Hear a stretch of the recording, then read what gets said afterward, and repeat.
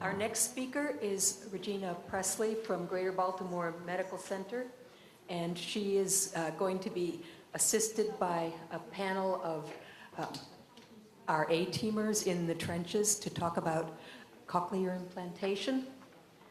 We'll have Shannon Caldwell from Kentucky, who is considering getting a CI, and we'll have Lilka Sander from South Africa, who took the leap and got herself a CI. And I think they'll be interesting to listen to from their perspective. And I don't even see where, there's Regina, okay. I know you guys are so awake because you haven't been working hard at all while you've been here. All right, so if you've met me already, you know I have trouble standing still, and I love to talk. So I've already set my timer to say, stop talking, you're running over. While we're getting the panel together, I'm going to go ahead and get started, not to be rude, but just so that we can stay on time. I actually, your last conference Claire was at, she met a young woman who had received a cochlear implant and was so excited by her story that she came home and called me. And I will tell you that I honestly had never heard of Alström's before. And I'm sad to say. So I have been learning along with all of you. What I have learned is that there are a couple things that we know about Alström, and those I want to go over to kind of set the stage for why we're talking about cochlear implants at this conference. So number one, we know that with Alström, we're going to experience hearing loss, usually starting around the age of 7, but we do see that hearing loss begins at different ages, and sometimes it's not more severe until you get closer to adulthood. We also know that the hearing loss is progressive. It's getting worse over time. So you may start out having just a little bit of hearing loss, but it gets harder to understand speech and to recognize sounds in our environment as we age. As we talked about yesterday, there are hearing loss that comes from having chronic ear infections when the kids are little. And we talked about the impact of that. But what we know for all patients is that they experience what we call sensory neural hearing loss. And that loss is in the inner ear. And unfortunately, to date, there is no cure for sensory neural hearing loss. It's not something that we can medically fix at this time. And we also know that both cardiovascular disease and diabetes in everyone can affect hearing. So let's get back to the basics. In terms of the ear, it's broken into 3 parts. So if we think about it, for those of you wearing a hearing aid, you have the outer ear, and that's where your ear mold sits. That's where the wax builds up in our ear. Okay? The middle ear is right from the eardrum, and what we have is kind of a space that has 3 bones in it and a tube that drains to our throat. That's where, when we talk about having ear infections or glue ear, that's what's going on right here. That's where that fluid builds up. Okay, and it stops sound from conducting to the rest of the ear. So that kind of hearing loss can be managed with medicine. We can get rid of the fluid. We can get PE tubes that we talked about yesterday. The last part of the ear is the cochlea. And I know we sat in a tech session yesterday. The cochlea is shaped more like a snail shell. So it's kind of this spiral organ. And in the organ, it's filled with fluid and little hair cells. And we have been talking a lot about hair cells this weekend. And as those hair cells die off, it impacts how we hear. Okay, so we can have a problem along that entire system that doesn't allow us to hear well, but the majority of folks, especially once we get past that stage of ear infections, is having damage in that inner ear. So just to make sense of all this for you, what I have on the screen is a picture of, on your left, is a healthy cochlea. And so those lines, those little white lines that you see, are all the normal hair cells. Okay? And so again, they're bending as they move. They fire off information that goes up our nerve to our brain, and then our brain interprets it. So we actually detect sound with our ears, but our brain is actually what figures out what it means. The picture to the right are those same hair cells, and if you notice, we don't have those lines of white hair cells any longer. We have just little bits and pieces of white. And that's the ear that is damaged. That's the ear that has the sensory neural hearing loss. This is a pretty significant hearing loss. But I show this and try to explain this to you in that a lot of times the question I get first is, well, if I'm not able to do well with my hearing aid, why would I do well with a cochlear implant? And that's a really good question. And the reason being is the hearing aid is an amplifier. All it's doing is taking and making loud sound, and it's sending it down those 3 parts of the ear that we just talked about.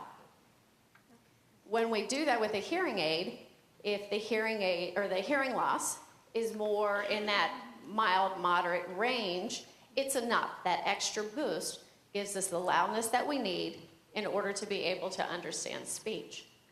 But if we have a hearing loss that looks like this, where you have just those few hair cells and you send information down, those hair cells, there aren't enough of them to send a good signal up to our brain. Does that make sense? Okay. I'm a very visual person, so being able to visualize what that means and how it is different. So, show of hands, how many of you have had a hearing test before?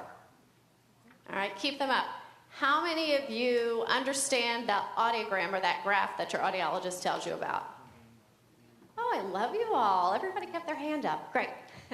So an audiogram is just a graph of how we hear, and sometimes I find that this gets to be a little confusing.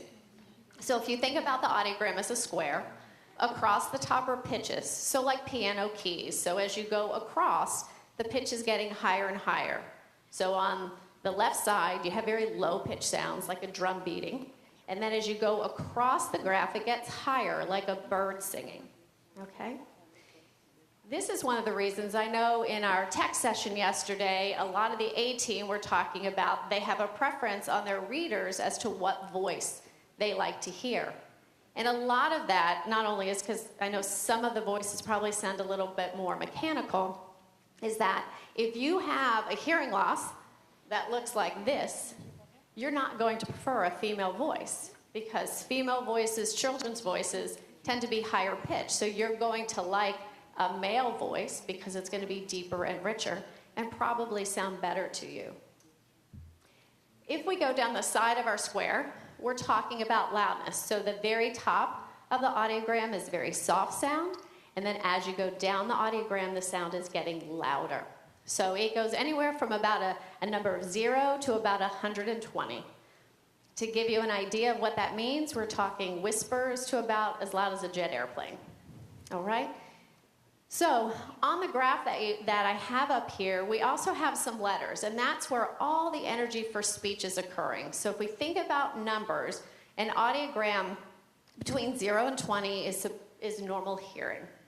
The energy we use for speech is somewhere between 15 to 50. So different sounds have different pitches and different volume. So a sound like the S sound doesn't have a lot of volume to it because our vocal cords aren't working, it's just a lot of air, versus something like a B. Okay, you can hear how much energy that has. And so that's how we look at this graph to say, okay, are patients getting access to that sound? Keep in mind, when we put all of our little marks on this audiogram and we try to describe it to you, what that audiogram is showing us is your detection to sound. Not if you understand, just I heard it or I did not, okay? What we want to know is, are we giving you access to that sound? And so we're going to look at that in terms of, is a hearing aid a good option or is a cochlear implant a good option? Because if we're not giving you access to those speech sounds, then it's going to be very hard to communicate, to develop speech and language if you're a smaller child, as well as to other types of education like reading. So just quickly, the candidacy for who gets an implant is a little bit different from a child to an adult. And the reason being is we have different information that we're getting back, and we're obviously more conservative with small children who aren't able to give us a lot of feedback. So we'll be looking at your hearing test results, and we'll be looking at, as small children, are you continuing to develop speech and language? Are you doing good in making progress? Okay? As an adult, you'll notice that we're able to implant adults according to the criteria that have more hearing because they're able to give us feedback. When we test, and when I say adult, we're talking basically 18 and older, when we're looking at adult responses, they're going to be doing tests that are going to have them listen to sentences and words, and we're going to look at how well do you understand. Because I'm sure most of us in this room have had an experience where you know somebody was talking to you, but you didn't understand what they were saying, right? We've all had it if you're in a noisy environment or maybe on your cell phone. And that's what people experience when they have more significant hearing loss, is that I know somebody's talking, but maybe I can't recognize the voices any longer, or I just don't understand everything that they're saying.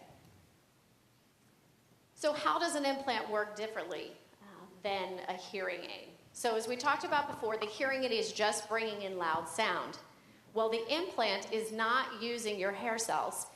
It is using electrical current. And I actually have samples of the implant and some of the processors if you guys want to come and touch and feel, and some literature as well.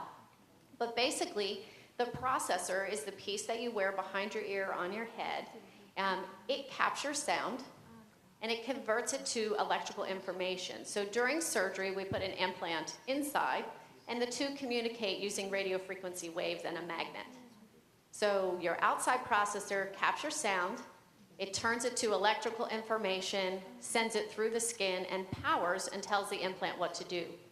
And then what the implant does is sends out that electrical current, that information goes up the nerve to your brain, and then we interpret it. Okay, so it's very, very different.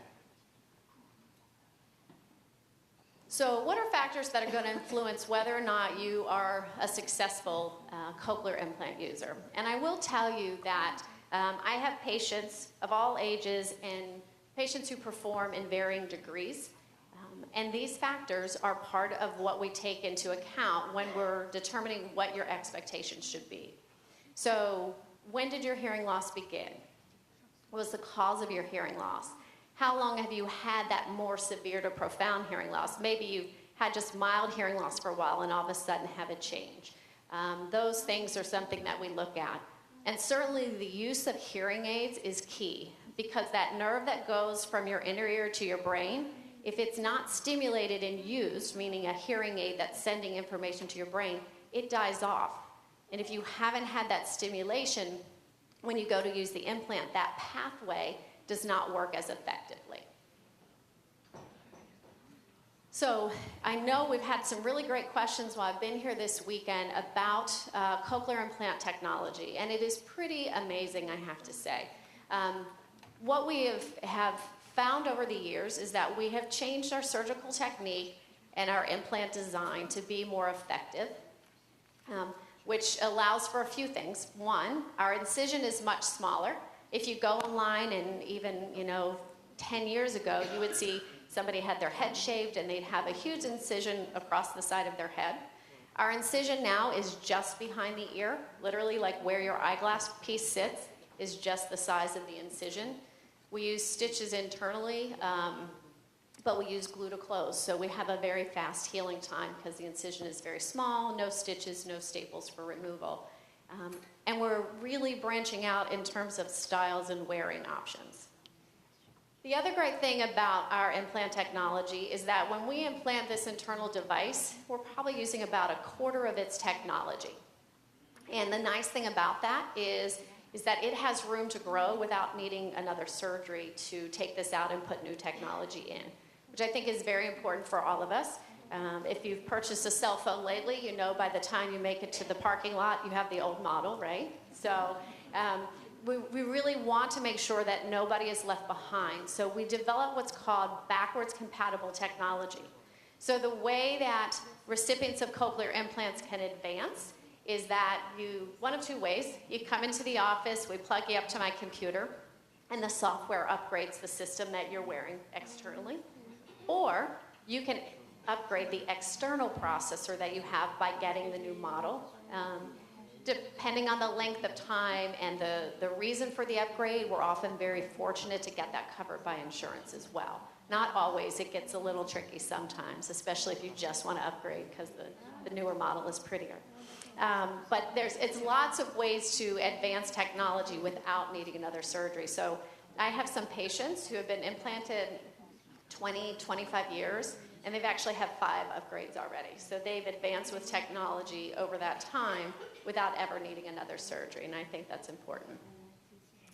Some features that you guys, I think, might be interested in learning about with a cochlear implant is that our design keeps getting smaller and nicer, more cosmetically pleasing, easier to use, lots of different wearing options. So if you have physical needs, if you have needs because you're doing some sort of exercise and you want to keep it on, there's lots of ways to wear them, and just for comfort.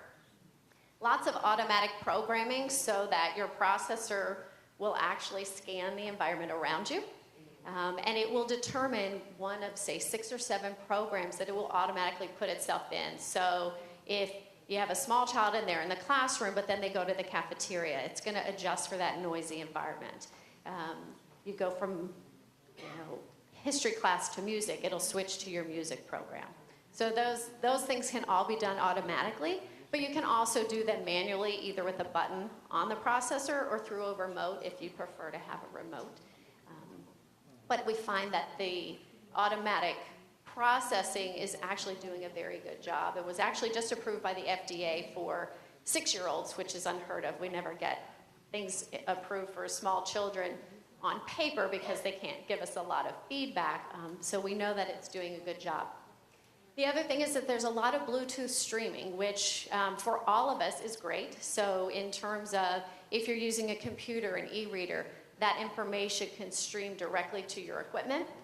So it's almost like it's directly connected, though you're not attached by wires. For parents, you could wear a microphone, and if your kids are in the back of the van, your voice would stream like you were sitting on their shoulder, okay? I'd like to tell you that your teens will pay better attention to you, but I cannot guarantee it. As I said before, you have remote options. I just want you guys to be realistic. I have a husband, and if I thought I could control him, he would have one, but that's not happening either. So remote options are really nice for flexibility. For parents, it's nice because you can check equipment, check battery life. If there's a problem, it'll highlight what part of the processor isn't working, and it'll flash and be like, oh, you need a new cable. So that's really helpful. And then something everybody seems to be excited about, especially when we were talking yesterday, is waterproof accessories. So bath, swimming, you can choose to have it so that you are not without sound at any point. We talked a little bit about the surgical process, and this is certainly going to be different from center to center, as well as, I'm sure, countries. But it is an outpatient surgery. If you ask our surgeon, they just say it's a typical ear surgery. On average, without any other medical needs being addressed, our surgery takes about an hour and a half. Okay? You go home, we have a very lovely plastic cup with a very attractive Velcro band, and that stays on for 2 days. And after that, because we've closed with glue, you're able to shower. You may have some issues with dizziness because our ear is also our balance system, but that's usually pretty temporary. So, things to think about with a cochlear implant is that nobody has heard electrically before. So when we get a cochlear implant, I like to tell families we're in our infancy of hearing because we don't come out walking and talking. It takes us a while to develop that. So it's as if our brain is getting a foreign language. And so at first it's going to sound mechanical and robotic. A lot of patients report even within the first 24 to 48 hours, it starts to change in its quality of sound. But I would say the biggest change I usually say is between 3 to 6 months. I'm really seeing comfort and a lot of better understanding. The best part is that I have patients 5 years out who will come in, and I'm just seeing them annually, and they'll say, it just keeps getting better. And their brain is adapting, and they're learning through experience. So I think that's exciting. It will take practice, depending on if you have a lot of history of hearing and your brain has auditory memory. You're going to be much better at learning to use the implant versus somebody who's never had hearing before. So the time that it takes varies from patient to patient, but please know that this is going to be a commitment, and we are going to be encouraging you to undergo oral rehabilitation. And that's really just learning to listen with your implant for for those of you, if somebody doesn't have speech and language, it'd be really developing those speech and language skills. And so I know at our center, we have a nice little library that lets you take homework home. There's a lot of great resources online that can be used, and then certainly visits to the speech pathologist and the audiologist. I would say on average, most of my patients, their first year, I probably see them 6 times, so make sure you like your audiologist. But then after that, it's usually just every 6 months to a year, unless somebody needs some more frequent changes. The frequency of appointments really starts to slow down after that first year. Okay? So you really didn't come to hear me talk. We have our expert panel up here this morning. So what I'd like to do is maybe just direct a few questions to them to get us started so that you can learn a little bit more about their journey. And then we'll open up that we can all ask questions. Okay? Shannon, would you like to start and talk to us a little bit about your hearing journey and why you're considering a cochlear implant? Okay. Okay. So, first of all, I think I can say for any of us who attended the December Baltimore conference or meetings, or whatever we're calling it, that it's so refreshing, so wonderful to go into a medical practice, a medical doctor's office, and not have to automatically go into that spiel and just go into what we call total Alström syndrome 101 and have to train and educate the person, orient them to, your speaking, your way of thinking, and what happens with Alström syndrome.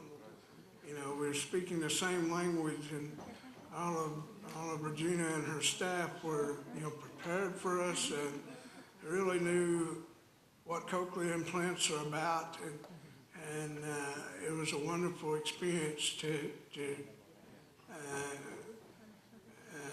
work with all of the staff there. So as for me, I'm soon to be 41 years of age. I've lived with hearing aids since I was about a 3rd grader, so I was about 8 or 9 years of age when I got my first set of hearing aids. And as a younger child and growing up, hearing kind of has gradually gotten worse for me over time. A lot of my hearing tests really haven't predicted how, haven't really predicted, that my hearing is really severely decreased. Have some stability over the last few years and not really showing that I've had a lot of decrease in hearing loss. But in the real world, when I go out and do what I do, I can experience more difficulties in hearing, more so understanding, comprehending a lot of the things that I hear. It's not so much that I don't hear noise and hear the things going on around me, but I can't get all of the information and all of the real important stuff that I want to hear and be able to communicate and have a conversation in a crowd or in a big group, and multiple conversations. If there's 2 more people trying to talk to me, which is often the case, the more sound parts that I have to navigate, the more difficult hearing becomes for me. with the hearing aids. If I take out my hearing aids, I'm virtually deaf. I cannot hear much of anything. You would have to get very close to my ears and really shout very loud for me to hear anything at all. I do have some natural sound with hearing, but like I say, very little. It has to be very loud. So why I want to get, or why I'm considering the cochlear implant is I want that clarity. It's not so, hearing aids give me a lot of sound.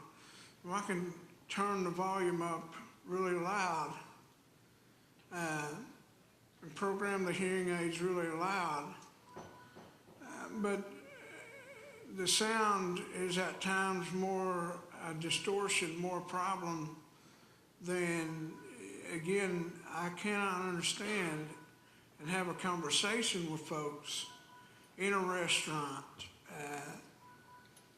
in a meeting, where there are lots of things happening at the same time. One-on-one, if we're in a very quiet place and, it's just one other person and myself, or and the room's very quiet, then, I seem to do pretty well with my hearing aids. So,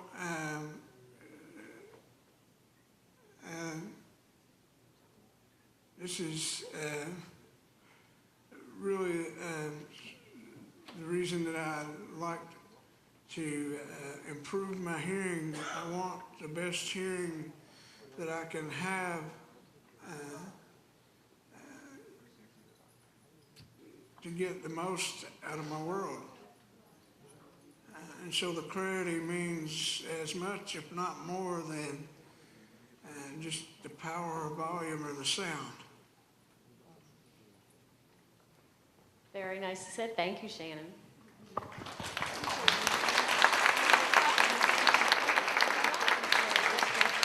Would you be able to tell us about your surgery and how you feel you're doing with your implant now?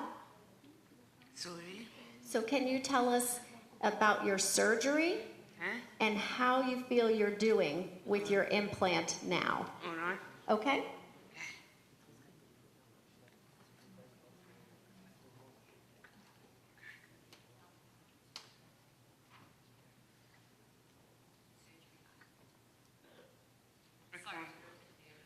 Yeah, sorry,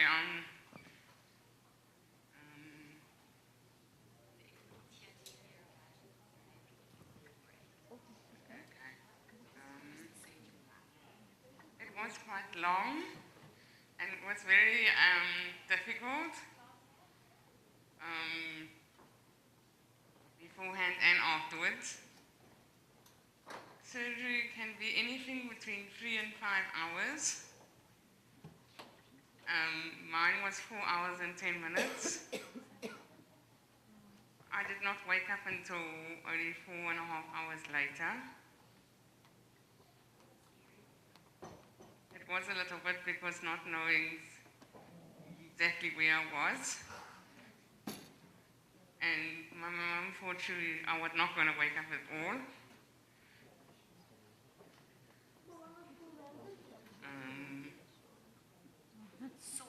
It was so, yes. And the night staff wanted me to turn around and I said, sorry, I cannot turn around properly that way. Yes. I was very dizzy afterwards. The dizziness continued for at least a week, till 2 weeks afterwards. It was worth it, yes. Tell them how you hear now. I can hear much more than what I could hear before the cochlear implant, especially like very soft sounds, very fine sounds. I can even tell like in a conversation, I can even follow people, which I could not do before the cochlear implant. You can hear more than one person talking now, hey? Yes, You can follow a big group conversation now as well. Hey? yes, I can. What else do you want to tell them? Why didn't you tell them what you told me yesterday when we got off the boat? I could hear in the ocean, I could hear the water moving and the boats moving back and forth while we were walking back to the bus. And I did not hear that before.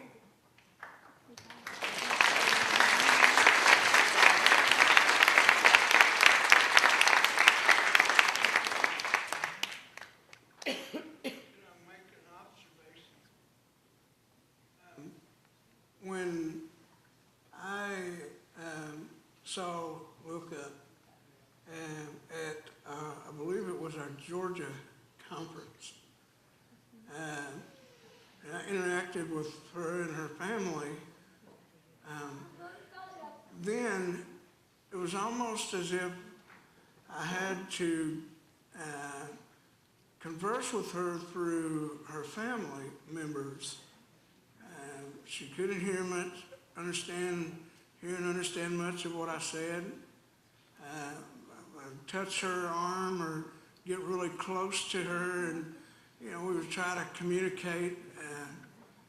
Most of the time, that I would have to say something to one of her family members, and they would have to having that special communication that they do. Relay that to Luca. But here and now, I could really tell a difference. She's talking articulately, understands and hears. I can just tell a difference in her hearing, how she speaks. And just from that time to now is completely different. So I can say,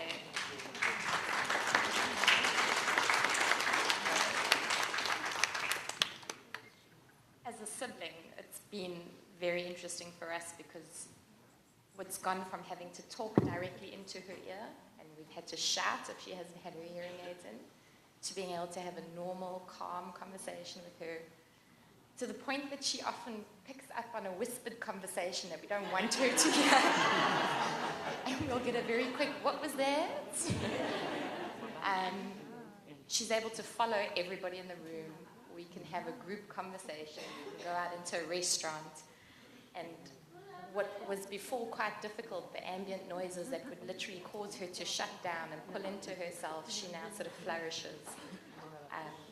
The difference that we've seen at this conference in particular, she's more open, she wants to chat to everybody, she's engaging with everybody, and that's a big thing. That's quite a change for her.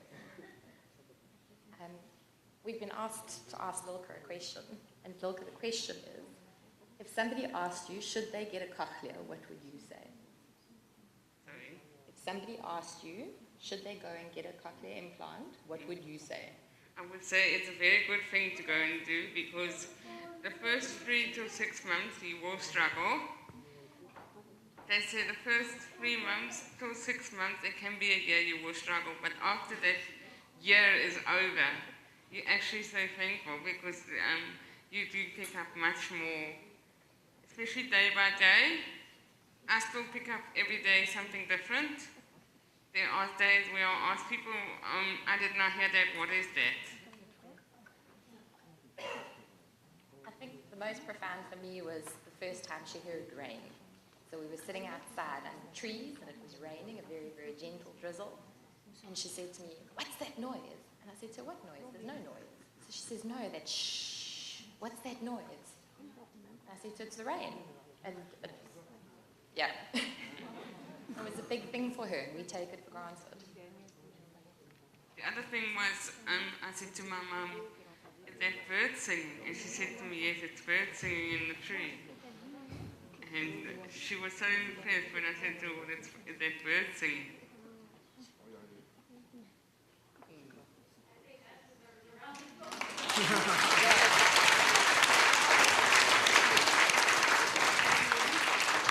Jan, do we have time for questions? Okay.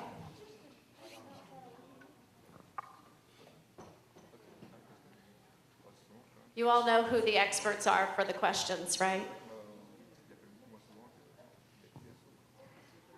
Just a real short question. Lilka, do you have bilateral cochlear? Or do you just have one in? Thank you. She is wearing a hearing aid on her other ear, so we call that bimodal because we're going to do best listening with two ears just in terms of we're designed to hear in stereo, so we have a better speech understanding that way, and that also is going to give her better awareness to her environment for localization, which is extremely important for safety. Hi, Lilka. How does music sound to you now? It sounds also very different. It also depends what kind of music it is. Sometimes sometimes it will still be a bit loud. Sometimes it can also go a bit softer already. Like, for instance, when I said yesterday, the music could be playing and I could have a conversation together, which I also couldn't do before that.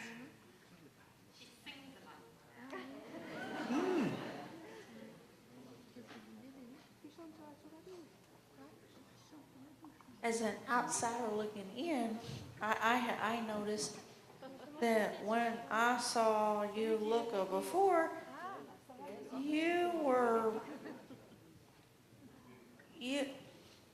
weren't laughing. and also you didn't have that sing-song in your voice like up and down. You're much happier. So anybody that's kind of dragging their feet on a cochlear implant, I would say go for it because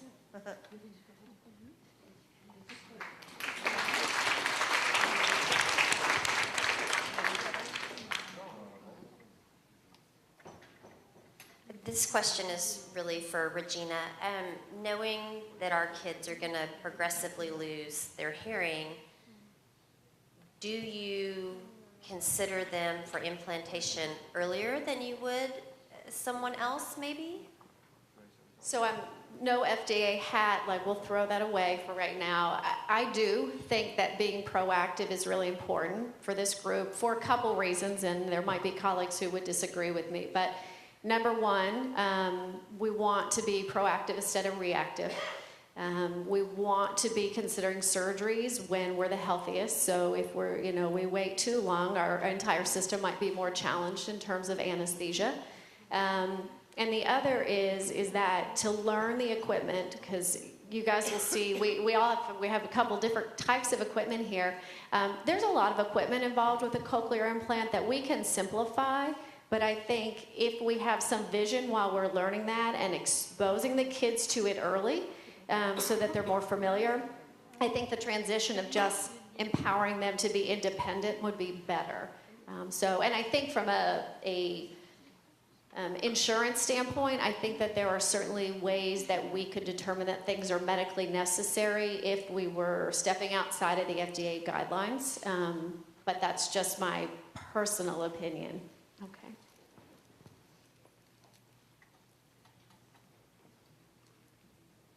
So, Yeah, I was wondering, my son is 11 years old soon, and he has had many ear infections and refuses to use his hearing aid. What should we do? So that is challenging because sometimes, especially if we have ears that are draining, we want to keep the ear molds off because we're trying to allow air to get into the system and keep it healthy. The hard part about when we have those ear infections is that this is what hearing loss is doing. It is fluctuating. So there are days that are good, there are days that are bad. If you all have ever had an ear infection, they're painful. They are not comfortable. So they're miserable, they're grumpy, and the last thing they want you to do is to shove a big plug into their ear. So we do, when the hearing is better, when he's feeling better, we do want to encourage that. For some of our kids, if we haven't been able to do it, we've done something that's not very specific to their hearing loss, but maybe just an amplifier system that has a set of headphones just to, during specific academic environments or even one-on-one at home, just to be able to help get that input in. But it's challenging. For some kids, hearing aids or implants, it takes us a while to get them to build up to tolerate them just because it's new and it can be scary. Sometimes it's behavioral, but other times, usually in the cases of the ear infections, it's really just because they don't feel well and they're not noticing the benefit. Because if the hearing aids are set typically when there's no fluid, when the fluid's there, they're not noticing the benefit that they hear normally, so what's the point? So it is a challenge. So I wish I had a magic wand and I could make that better for you, but it is something that you just kind of have to work through with the health of the ear. I have several questions, and for once I actually did the smart thing and made notes. You mentioned Bluetooth streaming. What's the compatibility? What are the compatibility issues there?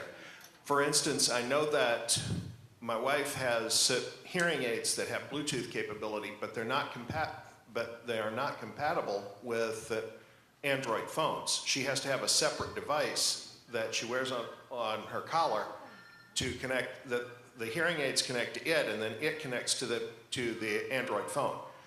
Can you tell me what compatibility issues there are, if any, with the cochlear implants, please? I don't know whose phone I'm trying to shut off, but I'm not being very successful, so I apologize for whoever I just hung up on. Actually, Bluetooth technology is going to differ from manufacturer to manufacturer. So for us in the United States, there are 3 cochlear implant manufacturers. They all do the Bluetooth streaming a little bit differently if they have it. Not everyone currently has it available on our US market. We tend to lag behind because we have the FDA, which means everything is very painful and long. And so sometimes you have we kind of have a conduit. So you have a neck loop that's streaming to a box that then goes to the hearing aid and the CI. A lot of the new technology out now is directly built in and is compatible to all of those devices.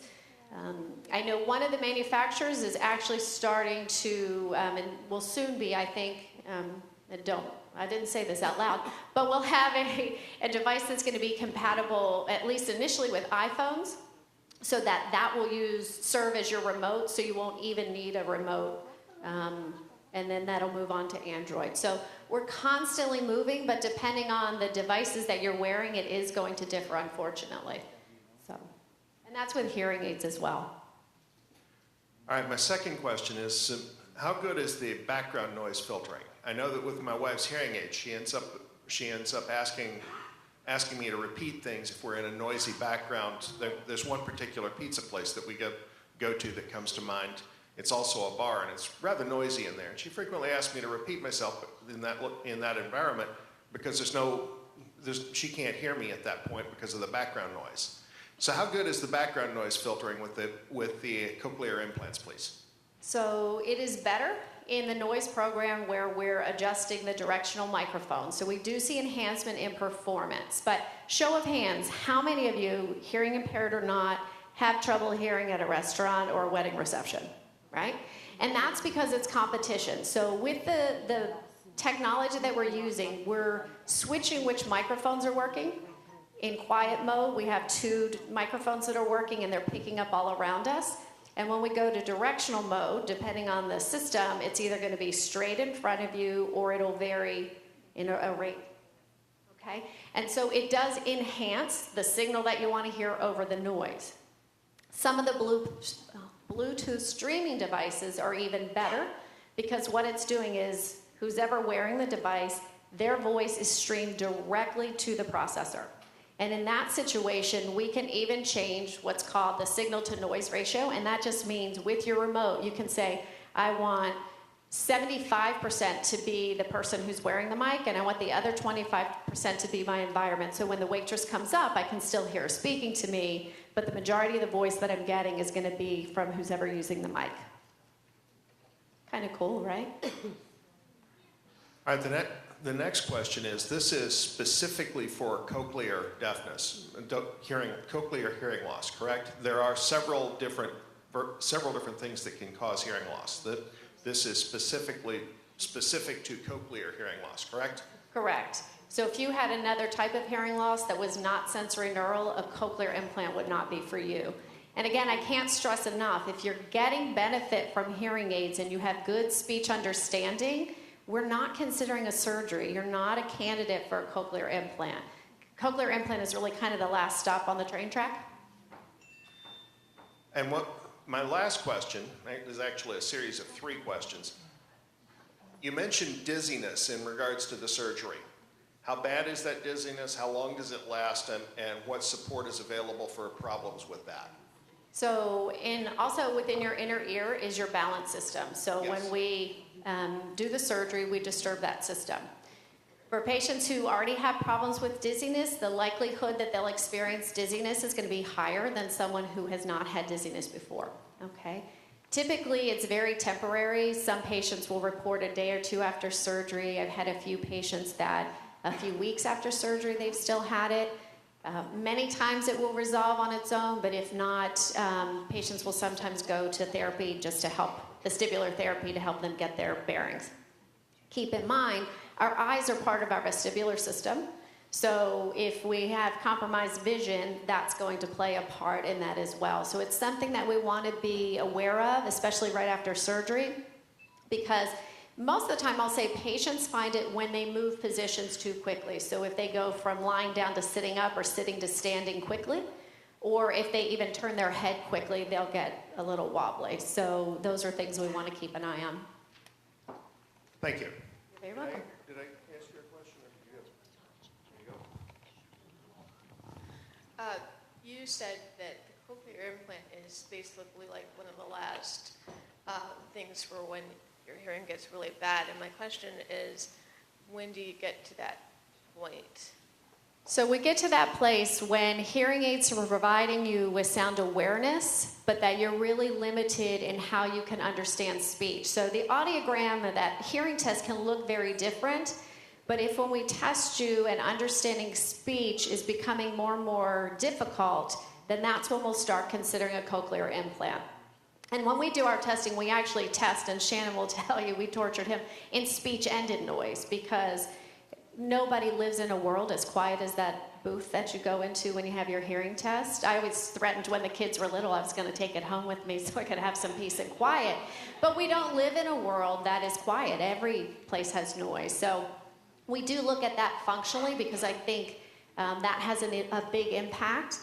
For all of you with visual impairment, I think it's even more important to be aware of what's going on in your environment from a safety standpoint, from a communication standpoint, to be able to get other auditory cues to be as successful as you can.